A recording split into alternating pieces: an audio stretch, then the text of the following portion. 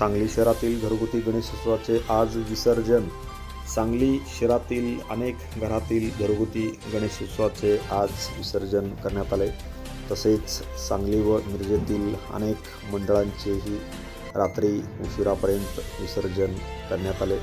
फटाक्यांची आतषबाजी, ढोल ताशे लावून अनेक मंडळांनी मिरवणूक काढून आपल्या गणेशाचे विसर्जन केले।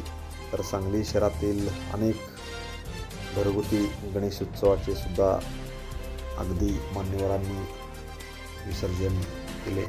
यावेळी अनेक मान्यवर खास करून उपस्थित होते।